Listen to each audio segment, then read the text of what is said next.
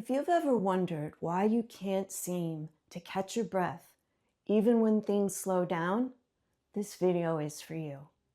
I'm glad you're here. If you're an ambitious working mom, you just survived another school year. The activities, the deadlines, the mental load of keeping everything and everyone on track. And it's July now, and what you're sitting with doesn't quite fit the word tired. You've been calling it burnout. And I understand why. It's the closest word we have for, I can't keep doing this. But here's the problem with that diagnosis. Burnout means you've hit a wall. People in actual burnout can't get out of bed. They step back from everything for months. They stop producing. And they don't care. But that's not you. You are still executing, still the person holding everything together, still showing up because you care. And that means what you're carrying has a different name. And once you have it, everything you've been carrying will finally make sense. You're calling this burnout, and that belief is keeping you stuck. And I completely understand why. When you're lying awake at 3 a.m., running through tomorrow's list, when you're snapping at the people you love the second you walk through the door, burnout is the closest word in the vocabulary. It fits the feeling. The problem is it doesn't fit the condition. And that's what happens before burnout. And it has a different name. Burnout means you're past the point of a pattern fix. Overfunctioning means you're in the middle of one. You're not too far gone. You caught it. Overfunctioning is exceeding expectations in every domain of your life. Work, home, relationships, past the point where any of it returns something to you. And if you're not sure which one you're in, the fact that you're here, watching this, trying to figure it out, that's overfunctioning. Burnout doesn't go looking for answers because it can't. If you keep calling this burnout, you'll keep treating it like burnout, resting, waiting, hoping things lighten up. But they won't, because the load doesn't shrink. It reorganizes. Fall replaces June. Q4 replaces Q3. The structure stays the same. The load isn't the problem.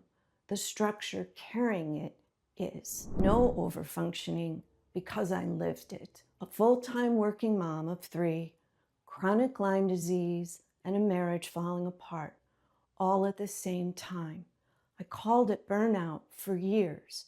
It wasn't. The moment I named it correctly was the moment I could actually do something about it. In the next few minutes, why the burnout overfunctioning distinction changes the entire diagnosis, where overfunctioning actually comes from, and it's not your personality or your priorities, and what it's been quietly costing you, and why naming it correctly is the first step out. When you're treating overfunctioning like burnout, you're treating the wrong thing, and the treatment matters. Burnout treatment is stop, rest, recover, pull back. If that's the prescription you've been following, it explains a lot. You get to vacation, you decompress, and somewhere around day 3, you're already mentally back, planning next week, running through what needs to happen Monday, noticing what fell apart while you were out. The rest didn't stick, not because you failed at relaxing, because the thing that needed addressing wasn't rest. It was the pattern underneath it. I used to plan vacations like they were the finish line. If I could just get there, just get through this stretch, I can rest. And I would for about 72 hours. Then my brain was back to its full default, running the list, managing the logistics, holding everything together in my head. I'd come home more tired than when I left, not because the vacation wasn't real, because nothing about the underlying pattern had changed. The pattern doesn't pause while you're at the beach. Burnout is the end state, the full system collapse after sustained depletion. Overfunctioning is the behavior that gets you there, and it's still in progress. You are not too far gone. You are in the middle of something identifiable and fixable if you catch it now. July is exactly when you can. This isn't a character flaw, it's a vocabulary problem, and you just got the right word. If you've spent years being the person who carries more, tracks more, manages more, you've probably landed on some version of, this is just who I am. High standards, type A, I can't turn it off. And maybe you've wondered whether something is fundamentally different about you, whether you were wired in a way that makes this inevitable. Overfunctioning isn't a personality flaw. It's a rational response to a promise that was never honest with you.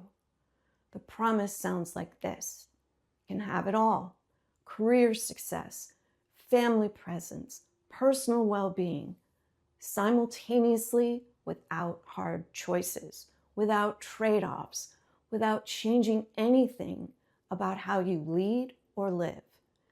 You just work hard enough and it'll come together. That promise was handed to us, not invented by us, and you did exactly what any high achiever does. You took it and ran. You executed harder. You found a way. You made the math work. That's not weakness. That's who you are. The problem was never you. It was the starting assumption. I did this for years, working full-time, raising 3 kids, managing a household, building a career, and getting sicker in the background because I genuinely believed if I just optimized harder, the math would eventually balance. It didn't. It was never going to. The math was always broken. I didn't know I was executing a broken promise. I thought I was executing a plan. And underneath all of it was a question I never said out loud. Do I have what it takes to have it all? The only way to avoid the answer was to never let anything slip. Keep all the plates spinning, and you never have to find out. Overfunctioning is what trying to prove an impossible promise looks like in practice. It's an inherited pattern that needs naming, and you just named it. And naming it is the first step to changing it. Because when you call it burnout, you rest. When you call it overfunctioning, you redesign. You didn't build this. You inherited an impossible promise. And the first step out is recognizing it was never the right blueprint.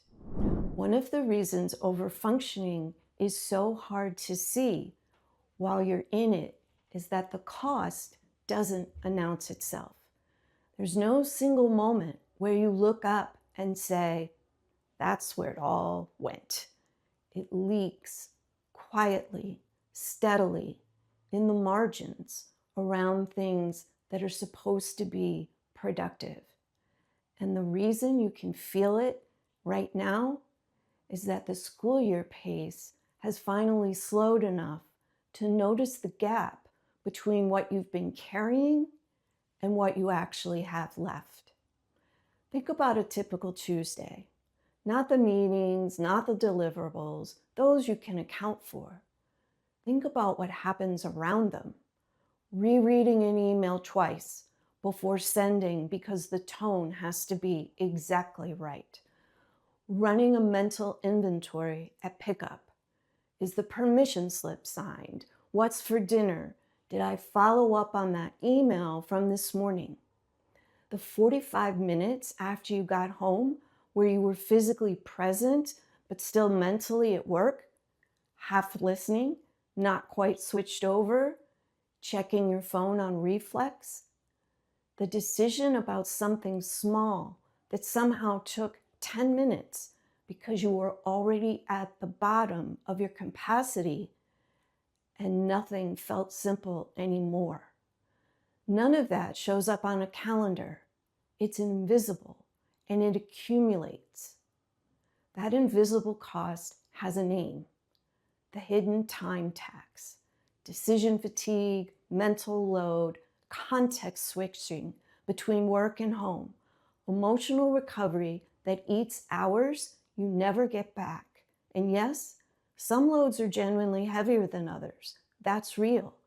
But even in your situation, there are hours being consumed by the structure that could be reclaimed. Most people don't tell you where those hours went. The reason you can feel it now in July is that the pace finally slowed enough to notice. That's not a coincidence. That's a window.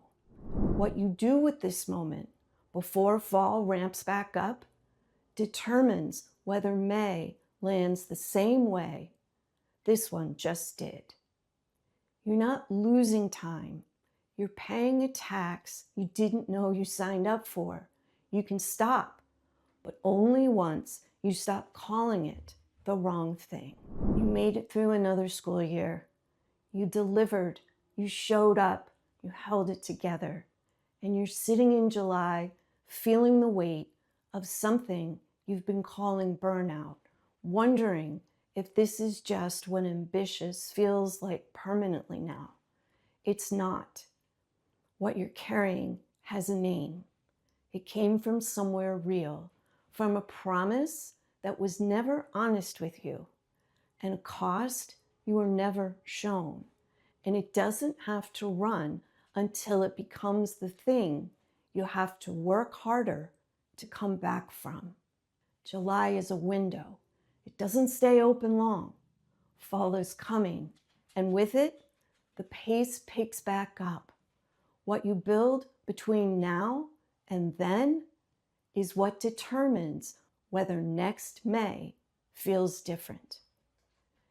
If you're ready to start naming what's actually happening and building something different before fall arrives, come join Ambitious and Well for working parents. It's a free community where overwhelmed working moms start becoming energized leaders. The link is in the description. I'll see you inside. Thanks for being here with me today. I'll see you in the next video.